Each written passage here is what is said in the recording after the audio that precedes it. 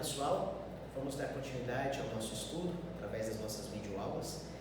Eu espero que até aqui vocês tenham assimilado alguma coisa. Se porventura ficaram dúvidas, questionamentos, por favor, não se omitam em mandar algum questionamento, alguma pergunta através do meu e-mail. Bom, vocês têm meu endereço de e-mail, podem ficar bem à vontade para que nós possamos conversar, esclarecer aí algum ponto que não tenha ficado tão claro na nossa explicação, ok? O tópico que a gente vai abordar agora, na verdade, é o último tópico do capítulo 5 e ele tem a ver com as aplicações das correntes de curto-circuito que nós calculamos. Nós não vamos ver todas as aplicações hoje, são apenas algumas. E à medida que a gente for aprendendo a trabalhar com as proteções, seletividade, coordenação dos elementos de proteção, aí nós vamos ver que essas correntes, esses cálculos de corrente de curto-circuito servirão também para que a gente possa fazer corretamente esses procedimentos, tá? Nós cobrimos praticamente todo o capítulo 5 do professor Mamed, o livro dele, né? E ali a gente viu desde como trabalhar em PU, por que trabalhar em PU, a facilidade que o valor por unidade traz para a gente.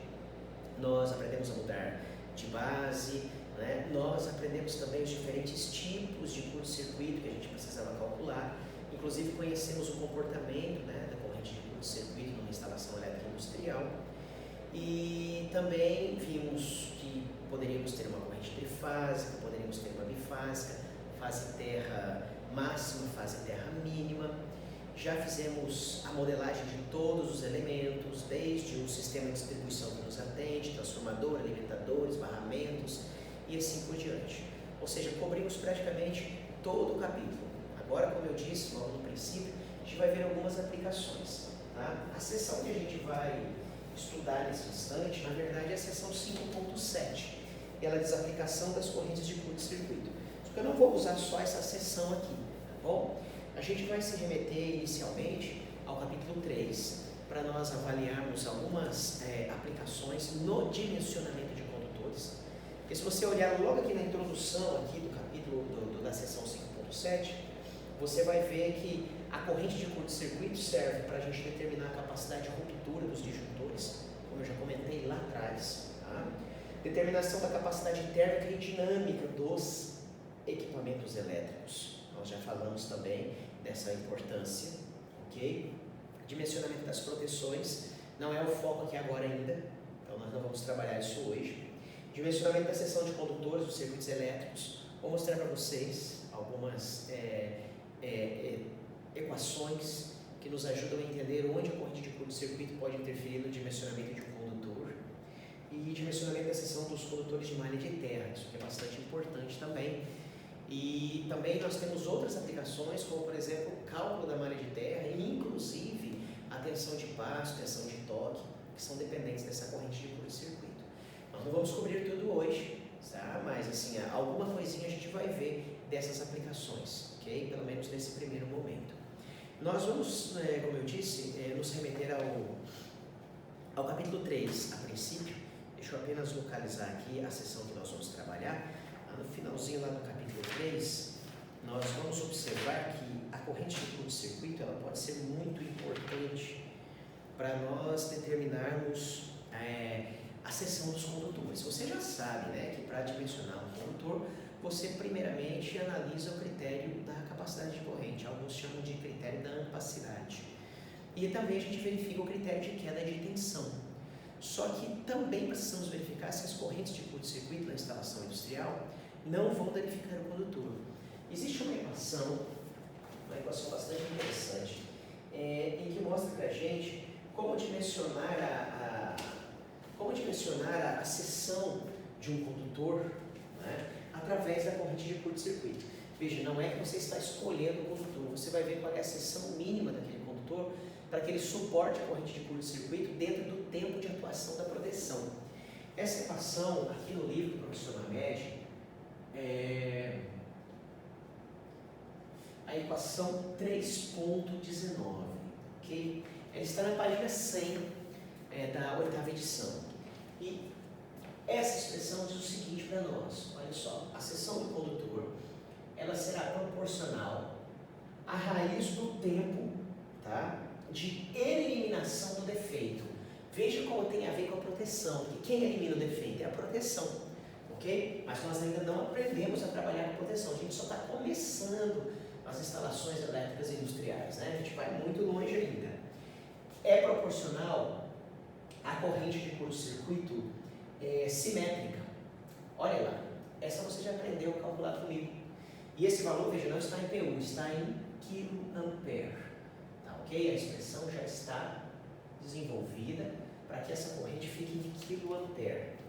Aqui nós temos uma constante de 0,34 que multiplica a raiz do logaritmo de 234 mais a temperatura final dividido por 234 mais a temperatura inicial. A gente precisa entender essa equação, né? Então, essa temperatura aqui seria a temperatura máxima admissível em regime normal de operação. Então, suponha que esteja em regime, tudo funcionando bem, tá? Regime normal, olha lá, de operação. Então, tudo está funcionando bem no seu circuito, né? Tudo andando direitinho, ok? Essa temperatura aqui, ó, é a máxima temperatura admissível em regime normal de temperatura. Então, aqui nós temos a mínima e aqui nós temos a máxima temperatura.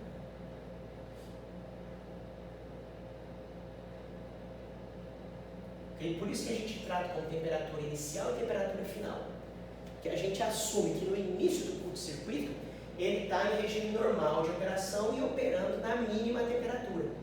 Tá? Quando ocorre o curto-circuito, ele pode no máximo chegar a essa temperatura final que a gente chama de máxima temperatura de regime.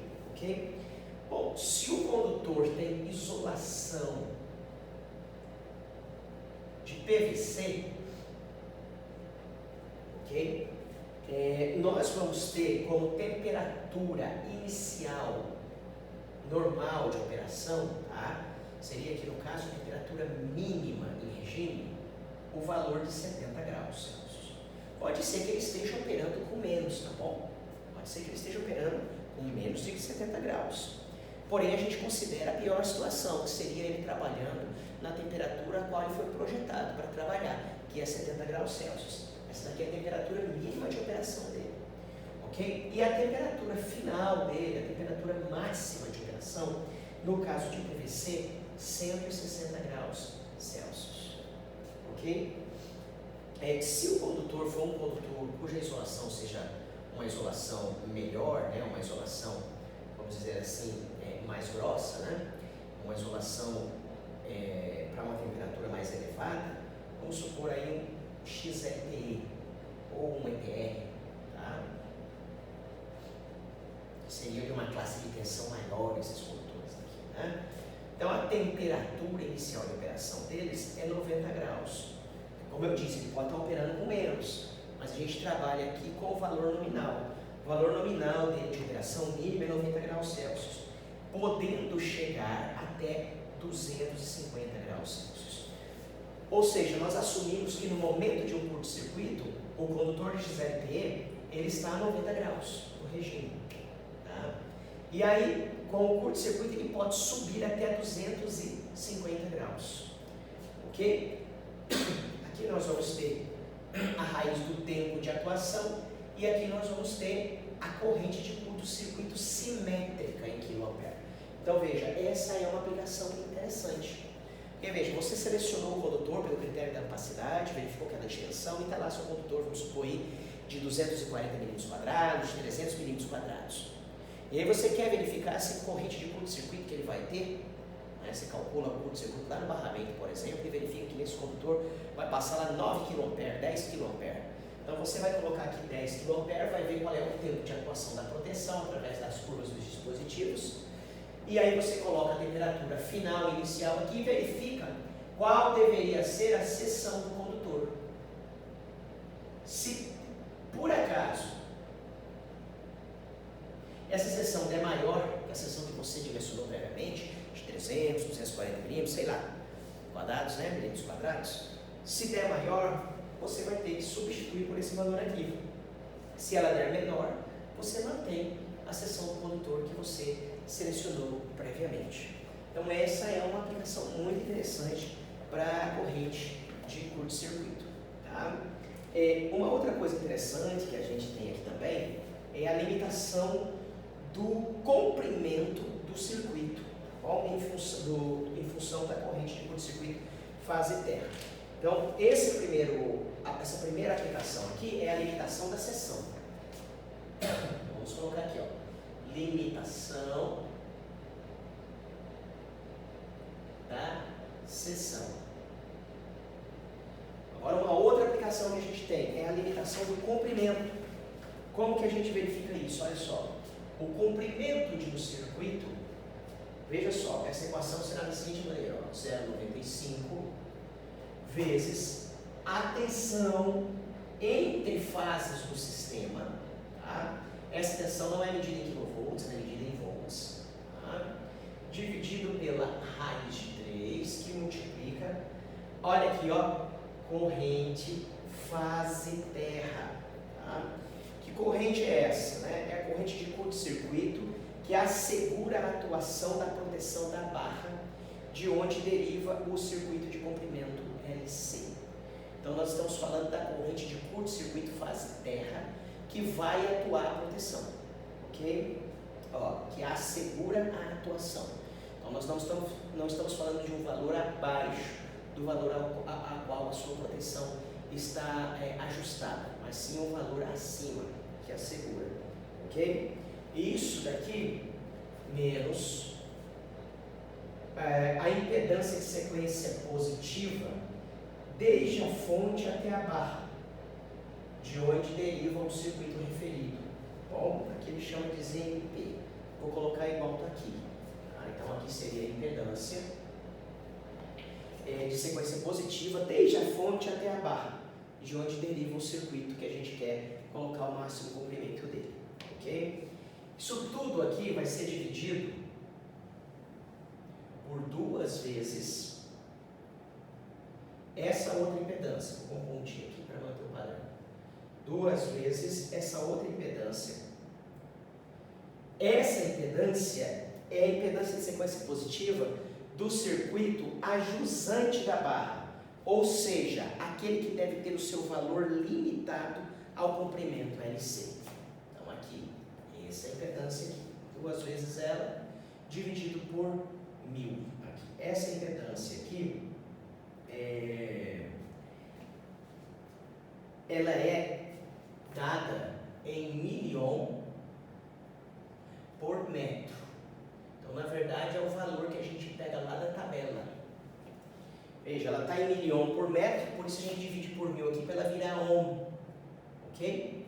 Então, olha que interessante. Esse metro aqui, na verdade, é o comprimento que a gente está colocando aqui. Então, aqui nós temos uma barra, de onde vai derivar o circuito que a gente quer saber o comprimento dele. Olha lá. Aqui. O curto-circuito vai acontecer aqui, ó, no fim dele. Então, aqui está o LC que nós queremos limitar. Aqui está a fonte e os demais elementos do circuito. Então, daqui até aqui é o ZMP. Ok? Daqui até aqui é o ZJP.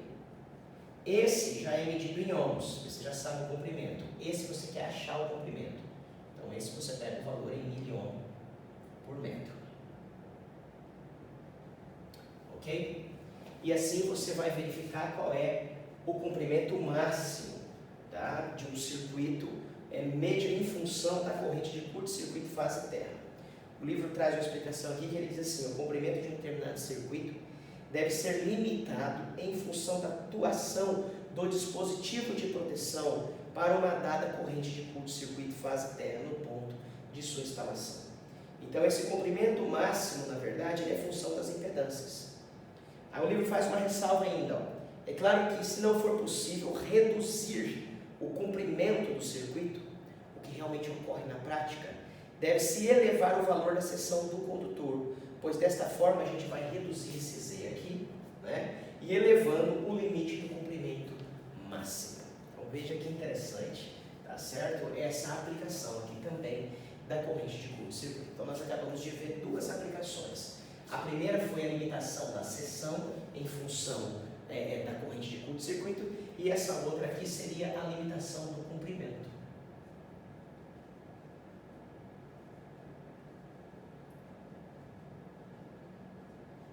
Em função da corrente de curto-circuito aí, fase terra, ok? Bom,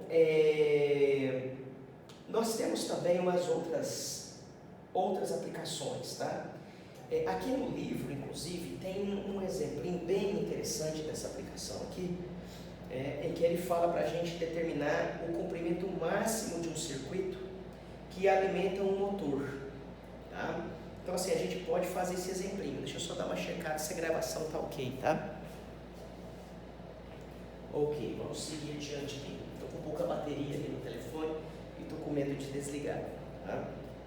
Bom, aqui diz assim, ó, determinar o comprimento máximo de um circuito que alimenta um motor de 40 CV, 380 volts. Então vamos dar uma olhada nesse exemplinho aqui, para ver se a gente consegue explicar ainda melhor essas duas aplicações que a gente acabou de ver aqui, tá? Vamos lá para esse pequeno exemplo aqui. Ele diz assim, ó, o comprimento máximo de um circuito que alimenta o motor, olha o motor que ele vai alimentar, motor de 40 CV, 380 volts, ok? É um motor de 4 polos. Tá? Sabendo que a corrente de curto-circuito faz terra no CCM, que assegura o disparo da proteção fusível em 0,2 segundos, então ele diz assim, ó, o fusível vai disparar em 0,2 segundos com uma corrente em fase terra de 500 amperes. Então ele disse, a corrente que assegura que esse dispositivo vai desligar em 0,2 segundos é essa. Ele falou assim, ó, a impedância do sistema desde a fonte até o CCM, é essa daqui. Então é o nosso ZMP, lembra dele lá? Ele já está calculadinho, 0,014 mais J 0,026 ohms. Muito bem, então esse daí seria o nosso ZMP. Os condutores são isolados em PVC, informação importante, guarda na caixinha aí. Estão instalados em eletroduto no interior de canaleta fechada, com dimensão de 30 por 30. E o comprimento do circuito terminal até o motor é de 50 metros. Então, o circuito terminal até o motor tem um comprimento de 50 metros. Então, o L seria de 50 metros até o motor. Bom, vamos lá. Se a gente for dar uma olhada no critério da ampacidade, o livro faz isso aqui bem legalzinho, né? Uma coisa de cada vez. Ele diz aqui pra gente o seguinte, ó, pelo critério da capacidade de corrente,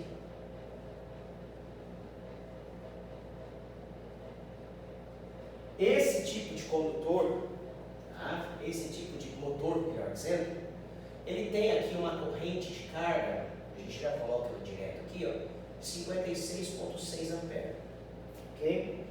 E ele diz o seguinte, ó, para essa corrente, com o método de instalação que a gente acabou de citar, que ele falou bem assim, ó, o método de instalação aqui, ele está na verdade em canaleta fechada, 30 por 30, tá? Então nós na verdade estamos falando do método de instalação 41, o livro sugere aqui para a gente, e ele fala, esse condutor vai ser trifásico de 16 milímetros quadrados. Pronto, ele já selecionou pelo critério da ampacidade. Okay? Então ele foi lá no método de instalação, tabela 3.4, foi lá no método de instalação, verificou certinho qual era o método, verificou a capacidade de corrente, 3 condutores carregados, e ele chegou na conclusão que nós tínhamos aqui 3 condutores de 16 milímetros quadrados. Ok? Ok.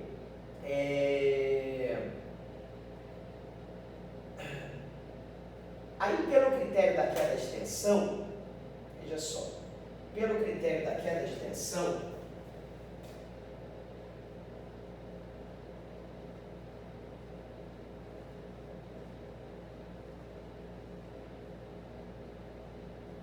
ele foi lá e aplicou essa expressão aqui. Essa é a minha expressão preferida também para cálculo de queda de tensão. Existem outras maneiras, né? Outras inversões, eu gosto bastante de usar desse jeito aqui, tá? Esse 100 aqui vem do percentual, o raiz de 3 vem do circuito trifásico, ok? O ρ aqui é a resistividade do cobre, no caso aqui 1 sobre 56, e aqui é o somatório, né? Do comprimento dos circuitos vezes a corrente dos circuitos. Isso aqui tudo dividido pela queda de tensão admissível, tá? Preparada aí para esse circuito, vezes a tensão entre faces. Esse valor aqui é um percentual, tá bom? Gosto bastante dessa expressão. Se essa expressão aqui for feita para circuitos monofásicos, trifásicos, que na verdade é a mesma coisa, né? Tem um caminho, um retorno, ao invés de você colocar a raiz de 3, você põe 2, tá? E pode fazer a mesma coisa. Vamos lá. Então ele foi e encontrou a seção. Ele colocou aqui alguns valores, vou apenas colocar os valores aqui que o livro colocou no exemplo aqui, 3.10. Seria 100 vezes raiz de 3, aqui 1 sobre 56. E o nosso circuito, olha lá, ele tem 50 metros, você lembra? Com 56,6 ampere. A queda de tensão que ele colocou desse barramento do CCM até o motor, ele colocou uma queda de tensão de 2%, e o motor é um motor de 380 volts, em fase em fase. Então ele chega aqui e fala, ó, a seção desse condutor, ela tem que ser no mínimo de 11,5 milímetros quadrados. Poxa, se nós escolhemos um condutor de 16, pelo critério de capacidade, passou também na queda de tensão. Depois, tá tudo ótimo então. Maravilha. Vamos ver agora pelo critério da corrente de curto-circuito. Olha que interessante, né? Então vamos lá. O critério agora da corrente de curto-circuito.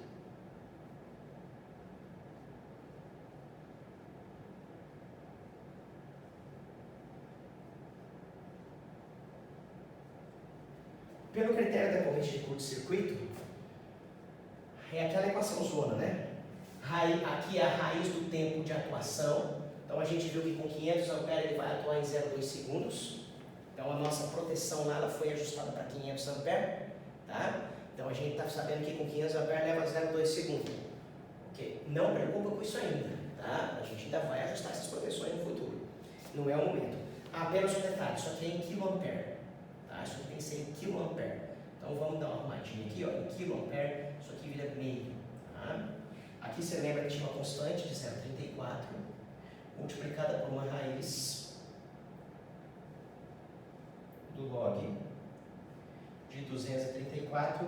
Bom, lembra que eu falei que a informação importante era a isolação do cabo? A isolação era de PVC, lembra? PVC, a temperatura máxima de operação é 160. Então, ó, aqui 234 e aqui 90 graus. Então, 160 e 90 graus. Quando você faz essa continha aí, você vai chegar na resposta de 1,95 milímetros quadrados. Eu sempre costumo pedir isso aqui na prova, tá bom? E o pessoal costuma dar uma errada nessa conta aí, qual dessa raiz logarítmica. Então dá uma praticadinha, tá bom? Então, gente, se porventura deu 1,95 pelo critério de curto-circuito, passou tranquilamente. Ele falou a seção mínima para que o cabo chegue em 160 graus Celsius em 0,2 segundos, um cabo de 1,95 chegaria, quer dizer, um cabo de 2,5 daria para essa atuação. A atuação está sendo rápida o suficiente, né? A atuação da proteção está sendo rápida o suficiente. Bom, agora pelo critério que limita o comprimento de curto. Que limita o comprimento do circuito durante o curto-circuito, tá?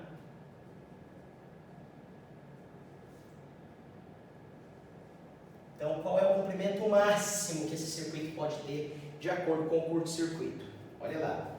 Bom, de acordo com a tabela 3.22, que você já conhece, sequência positiva, nós vamos encontrar lá um Z para esse condutor, que vai ser de 1,3899 mais J, 0,1173 miliohm por metro.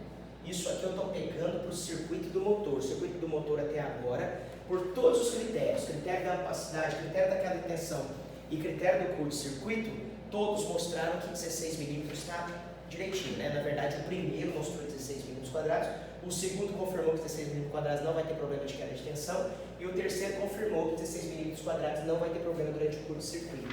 Então, se você vai na tabela 3.22 e pega lá, ó, impedância de sequência positiva, tá? E ó, 1.3899, 0,1173. Tá? Então, essa daí é a impedância do nosso circuito. Okay? Vamos dar uma analisada do que vai acontecer. O ZMP, aqui, já está aqui o ZMP. Né? Nosso ZMP, ele deu 0,014 mais J 0,026. Isso mesmo. Se a gente for pegar o módulo desse cara aqui, né? O módulo dele vai dar 0,02952, tá bom? Enquanto que o módulo desse aqui,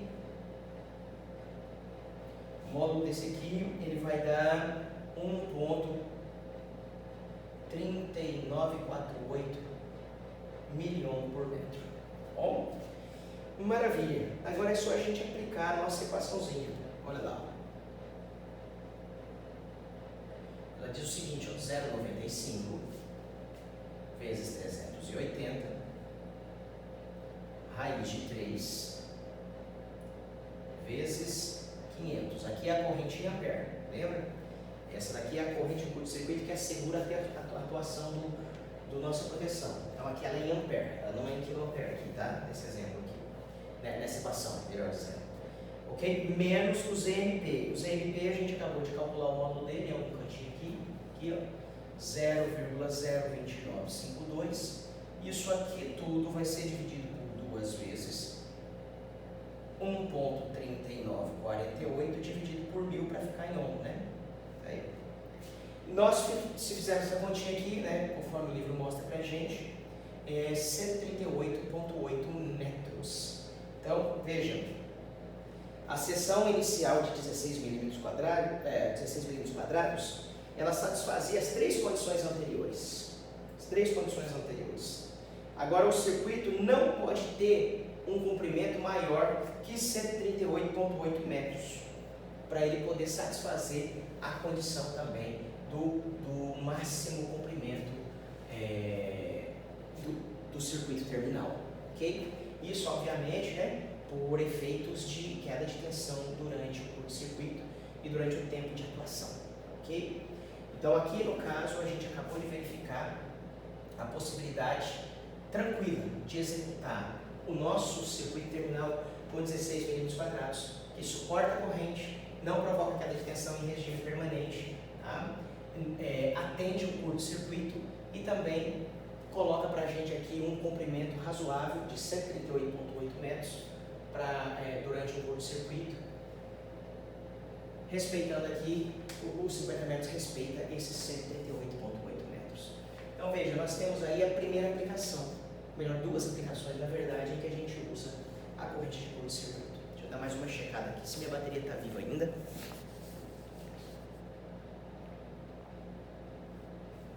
Está caminhando. Vamos lá, um pouquinho mais aqui agora. Nós temos uma outra aplicação interessante, que é para você fazer o dimensionamento da seção mínima do condutor de proteção. Você deve ter aprendido, né, que o condutor de proteção a gente usa a bitola da fase até 16 milímetros quadrados, né? Depois, quando passa de 16 milímetros quadrados, com 25, por exemplo, a gente mantém 16, né? E depois, a 35, nós mantemos 16 também. E depois, quando a gente chega nos 50, aí a gente usa o valor da fase, mais ou menos ali, né? Dividido por 2. Então, um cabo de 95, a gente usa o terra de 50, né? Um cabo de 70, a gente usa o terra de 35. Então, isso acima do 35 milímetros quadrados para a fase. Mas, meus amigos, não é só isso, tá? A gente tem que, na verdade, verificar se a corrente, se o cabo do condutor de proteção suporta a corrente fase terra. Então, a seção do cabo de proteção pode ser verificada por uma equação muito similar à equação anterior, só que com algumas alterações devido às diferentes formas de aterramento que existem. Então, aqui para facilitar a gente, a equação, para facilitar o nosso cálculo, tá? A equação sofre algumas pequenas alterações. Então, veja, não é nada muito diferente daquilo que a gente viu lá. Você vê lá que a raiz do tempo de atuação, vezes a corrente de curto, dividido por algumas constantes embaixo. A diferença é que agora, essas constantes agora elas vão ser já separadas, dependendo do tipo de aterramento que a gente usa, tá bom? Esse daqui é o tempo de atuação do defeito. Tempo de atuação da proteção, melhor dizendo. Tempo de eliminação do defeito. Tá? Tempo de eliminação do defeito. Isso tem a ver com a nossa proteção, certo? Essa corrente aqui é a corrente fase terra. Tá? Fase terra que pode atravessar o dispositivo de proteção para uma falta de impedância desprezível. Aqui no caso, ela é medida em ampere, esse valor aqui. Então tem a ver com o valor da corrente de curto-circuito fase terra que o dispositivo de proteção vai atuar. Então, a corrente fase terra, na verdade, ela pode ser muito alta, um valor muito alto, vamos supor aí 3.000 amperes. Então, 3.000 amperes, em quanto tempo que o disjuntor vai atuar? Tá certo? Quanto tempo? Então, aí, dependendo de quanto tempo o disjuntor, ou o relé, ou o próprio fusível, vai atuar, no caso de um curto-circuito, é muito mais associado ao próprio disjuntor ou fusível, Então, dependendo do tempo que ele for atuar, o resultado dessa equação mostra para a gente se a gente protegeu o cabo de proteção, o cabo de terra, ou não, a malha de terra ou não, tá?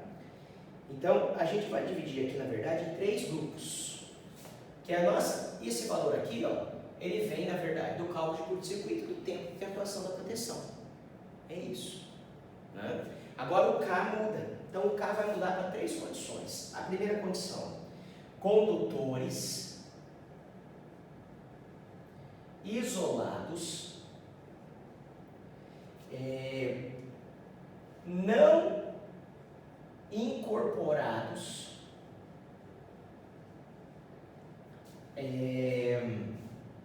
em cabos multipolares.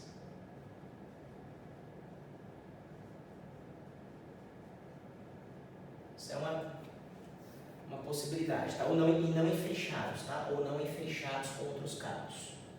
Nesse caso aqui, veja só, se a isolação do condutor for de PVC, o K vale 143 para condutor até 300 milímetros quadrados. E o K vale 133 para condutor superior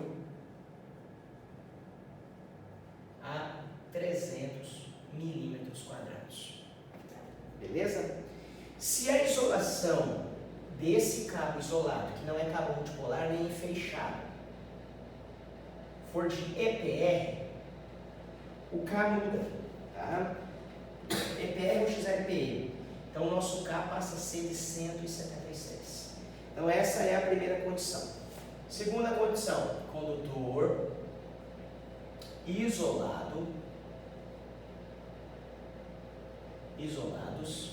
condutores isolados, constituídos por veios de cabos multipolares.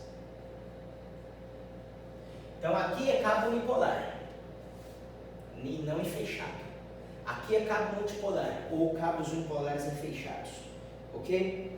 Nós vamos ter aqui também a mesma situação. Se a isolação for PVC, nós vamos ter um K de 115, caso a seção do condutor seja menor ou igual a 300 milímetros quadrados.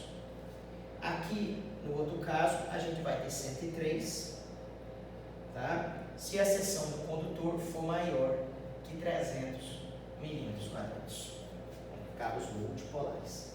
E a última condição aqui, gente, que é muito aplicada, né, nas malhas de terra, condutores de proteção nus, onde não haja risco de temperaturas indicadas danificarem qualquer material adjacente. Então, condutores nus. Os condutores nus, nós temos aqui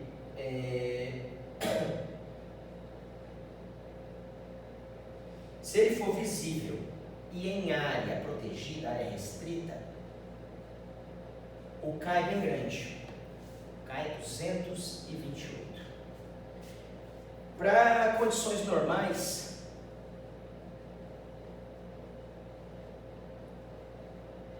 com temperatura máxima de 200 graus, vamos colocar aqui a temperatura máxima igual a 200 graus Celsius, a gente põe K de 159, ok? E se a gente for colocar para lugares onde tenha risco de incêndio, nesses lugares, incêndio, temperatura máxima é menor, ela vai ser 150 graus. O K é de 138. Tá vendo? A partir da corrente fase terra, o tempo de atuação do dispositivo de proteção e o tipo de cabo que você tem, você sabe qual é a seção mínima que você precisa para suportar o curto-circuito dentro desse tempo da eliminação do defeito, ok? É lógico que o valor mínimo tem que respeitar a tabela que vocês já conhecem. Então, o mínimo, aquela tabela só dá o mínimo. Pode ser que a gente precise engrossar um pouco mais por conta, aumentar a bitola, quero dizer, por conta da corrente de curto-circuito, ok? O valor mínimo a gente já sabe. Se a fase vai até 16 milímetros quadrados, o terra, né, o condutor de proteção, vai seguindo o valor igual à fase. Se passar de 16, ok? Se vier 25 milímetros quadrados, você mantém 16. Se vier 35 milímetros quadrados, você mantém 16 também. Aí, para o próximo, que é de 50 milímetros quadrados, você já usa condutor de proteção de 25. Só que isso é o valor mínimo. Pode ser que essa equação aqui fale para você aumentar a bitola desse condutor, ok? Então, nós já vimos aí uma aplicação que é verificar a seção do condutor fase, uma outra aplicação que foi verificar o comprimento máximo do condutor do circuito terminal, tá? de um circuito terminal, o comprimento máximo dele, em função da corrente de curto fase terra. Outra aplicação que a gente acabou de ver aqui agora é a seção do circuito do cabo de proteção. E tem mais uma coisa que eu quero mostrar para vocês, que essa está lá no capítulo 5.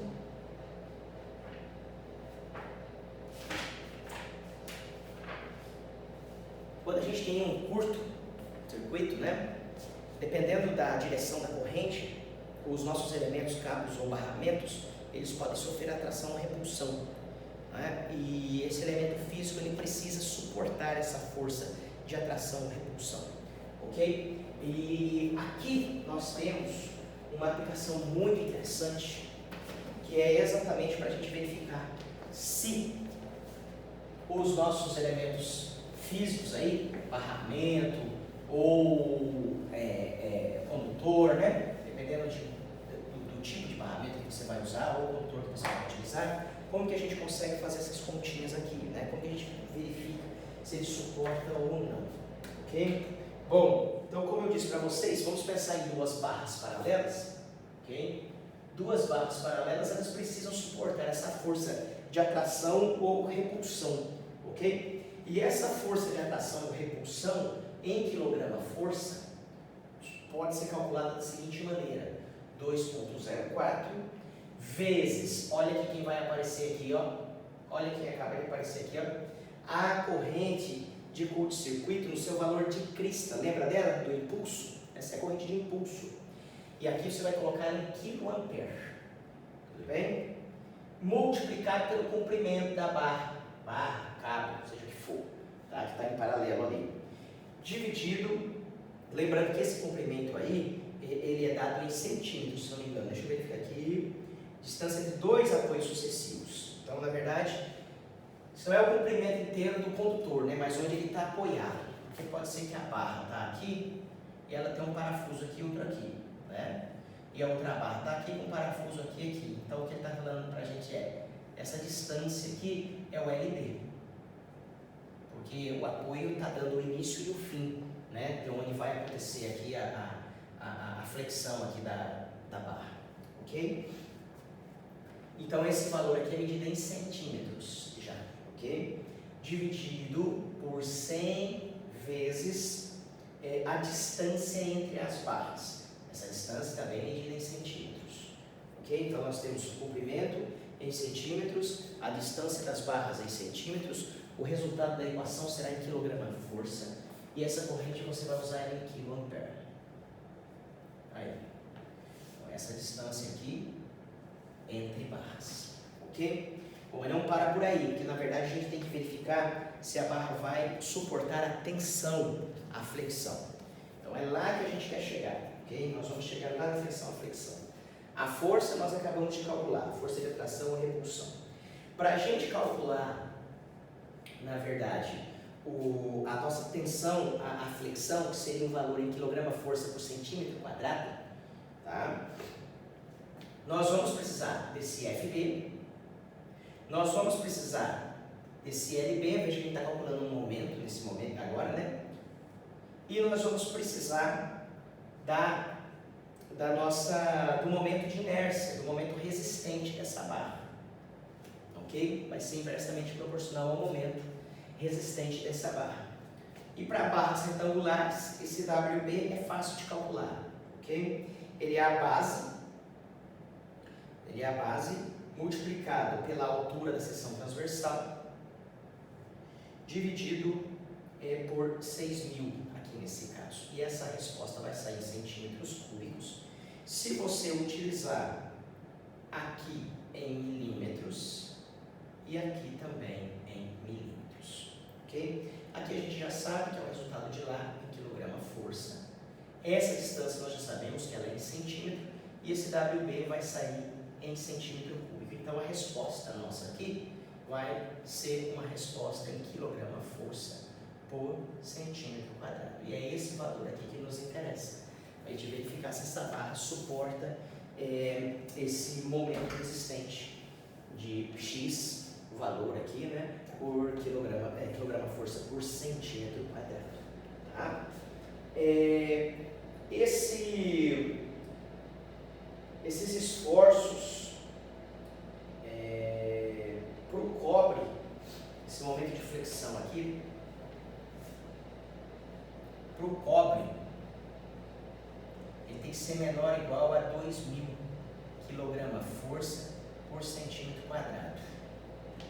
Tá? Esse mesmo momento aí, para o alumínio, ele tem que ser menor ou igual a 900. Deixa eu só conferir ali no livro. 900 kg-força por centímetro quadrado. Ok? Um detalhe muito importante que nós temos que verificar, ok? Sempre, é que você precisa verificar como a barra está apoiada. Tá? Então vamos supor aqui, ó, se essa barra estiver apoiada da seguinte forma, aqui,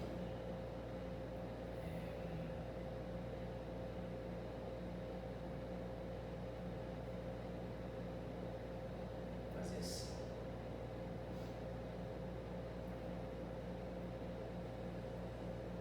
Desenhar ela desse jeito aqui. Se o apoio dela estiver nessa face aqui, certo? A base P é onde está apoiada e a altura está paralela ao apoio. Muito importante isso, tá? Porque da maneira como você colocar esse B e esse H aqui, você acaba mudando aqui o seu momento, tá? você acaba mudando, na verdade, aqui a sua inércia, né? E se você muda esse valor, você muda o momento resistente, tá bom? Então, se você alterar o momento resistente, melhor dizendo, né? Se você alterar esse momento resistente, você acaba alterando aqui a tensão, a flexão da barra, tudo bem? Então, tem que tomar esse cuidado na hora de se fazer essa continha aí, tá? Para você saber onde que é a base e onde é a altura. Vou fazer aqui uma barra mais fininha, por exemplo, né? Vamos supor que a barra esteja apoiada assim, né? Aqui na parte de baixo dela. O apoio está saindo aqui em cima, travando aqui. Então isso aqui é a base, essa daqui é a altura. Então na hora que você for calcular o seu momento, você vai usar a base, o menor valor, e a altura, o maior valor. E a hora que você for calcular a tensão e flexão, você vai colocar esse momento ali. Agora pode ser que seja o contrário, né? Pode ser que a barra ela esteja apoiada. Vamos fazer aqui assim, ela está apoiada no quadro lá. Nesse caso aqui, ó, a barra está perfurada lá e parafusada no quadro, né? Então nesse caso aqui, ó, isso aqui é a base e esse aqui é a altura, ok? Então a base, ela sempre, ela está paralela com a superfície a qual a barra está presa, tudo bem? Então a base da barra está sempre paralela à superfície onde a barra está presa. Se a barra estiver assim, isso aqui é a base da barra. Se a barra estiver assim, essa daqui é a base da barra. Aí com esses valores você calcula o momento resistente, seria a inércia, né? E depois você vem aqui e calcula a tensão, a flexão. Veja, essa é mais uma aplicação da corrente de curto-circuito, ok? Uma última coisinha que a gente pode ver hoje ainda, né? Antes da gente mexer com as proteções, etc., seria a gente verificar a solicitação térmica dos condutores. Isso aqui é um dado, na verdade, que ele vem de fábrica, inclusive. Tá? A solicitação térmica dos dispositivos, não é só de condutores, não. Tá? Como que a gente faz isso daí? Na verdade, é uma equaçãozinha muito simples, mas que depende de uma tabela, ok? Então, seria aqui a solicitação térmica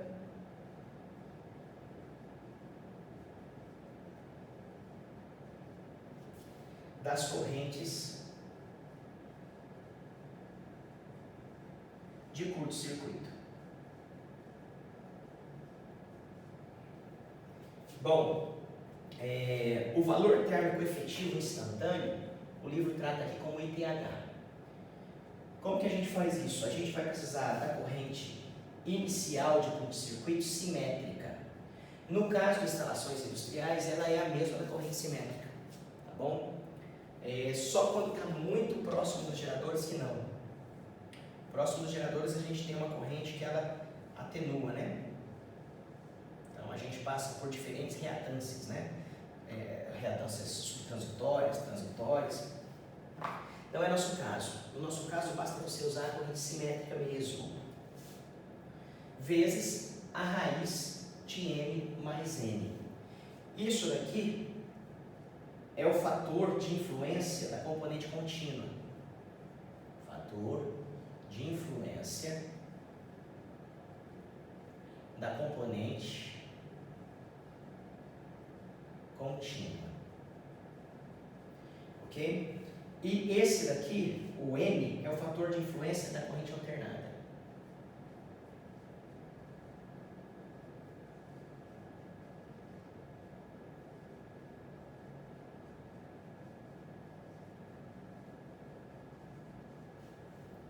Ok? Então aqui o livro até fala assim, ó, em geral os fabricantes indicam os valores da corrente térmica nominal de curto-circuito que seus equipamentos, cabos, enfim, podem suportar durante um tempo TH, né? Que seria aqui, na verdade, o tempo médio efetivo. Normalmente esse tempo é o tempo de 1 segundo. E onde que a gente acha o M e o N? Tá? São duas tabelas.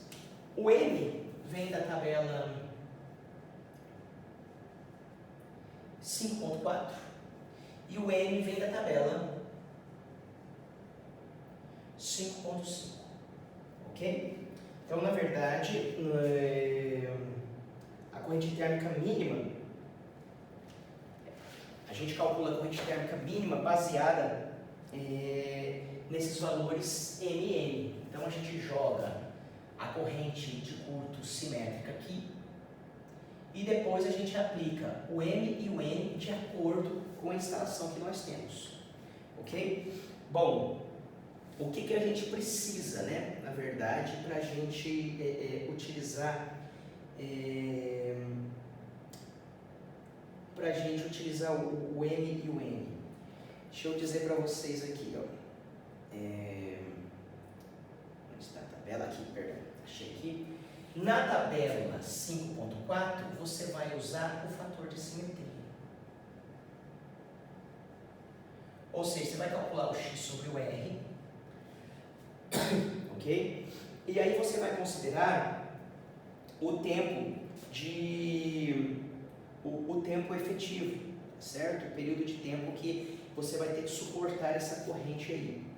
Então, como os equipamentos são definidos dentro de uma corrente térmica, né, como o livro acabou de dizer aqui, em 1 segundo, geralmente a gente já usa o TD de 1 segundo, ok? Então, na verdade, você acaba encontrando o valor de M e N para o tempo de 1 segundo, que geralmente os fabricantes passam a corrente térmica para esse tempo, ok? Então, a corrente térmica suportável, né, que o cabo teria. Tem muito a ver com a seção do condutor, isso para cabos. Mas não existem só cabos, existem disjuntores, existem outros elementos. Então aí a gente tem que ter um valor comercial, referência, para a gente selecionar a corrente térmica. Claro que se você mexer nesse tempo, você acaba tendo uma corrente térmica maior, se você usar tempos, por exemplo, menores que 1 segundo. 1 segundo seria um tempo referência. Então, se você usa 1 segundo x sobre r, você vem e acha o M. Entendeu? Se você vem aqui agora e encontra a relação IC/IS sobre ICS, que essa daqui é a corrente simétrica, essa daqui é a corrente simétrica inicial, para as indústrias, isso aqui sempre é 1. Então, você entra na tabela 5.4, fator de simetria, e com o tempo de 1 segundo. E você entra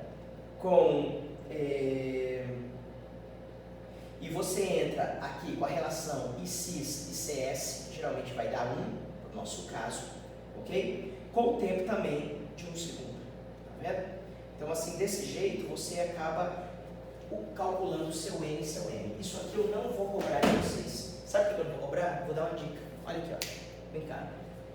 Ó, independente do seu fator de simetria, como a gente trabalha na referência de 1 segundo, esse M aqui, 1 segundo é muito tempo. Esse M aqui vira 0. Então aqui sempre vai aparecer 0. Tá? E aqui, como nossa corrente de curto simétrica inicial, ela é sempre igual à corrente de curto simétrica, e o tempo é o tempo de 1 segundo, esse valor aqui sempre é 1. Então, essa raiz sempre vai ficar 0 mais 1 para a indústria. Então, raiz de 1 é 1. 1 vezes ICIS é a corrente. Como o ICIS é o próprio ICS, a nossa corrente térmica na indústria é a corrente de curto-circuito simétrica. Tá bom? Bom, gente, a gente cobriu então aqui algumas aplicações. Talvez eu tenha falado muito rápido e talvez tenha algum termo que não ficou muito claro. Vocês podem me procurar, por gentileza, tá bom? E por enquanto a gente está usando as videoaulas. Agora, na sequência, vocês vão fazer um exemplo, um exercício. O professor que está me substituindo vai acompanhar esse exercício, vai mostrar para vocês. Esse exercício, inclusive, foi retirado de uma prova que eu dei no passado. E você tem que ter condição hoje, né, de saber trabalhar com valores em PU, fazer a modelagem do sistema elétrico industrial, e calcular as diferentes correntes de curto-circuito e saber fazer algumas aplicações. Você não sabe ainda mexer com proteção, mas você já sabe que a corrente de curto-circuito pode ser aplicada no dimensionamento de um cabo, no dimensionamento de um condutor de proteção, no comprimento máximo de um circuito. Ela pode ser aplicada também para a gente verificar esforços suportáveis em uma barra, cabo, seja o que for, e também para a gente calcular a nossa corrente térmica. Então são algumas aplicações que a gente já comentou. Além disso, ela também vai servir para a gente selecionar a capacidade de interrupção dos nossos elementos, que tem a ver exatamente com a isolação térmica dos nossos componentes, tá bom? Então, até a próxima aula, ok? Valeu!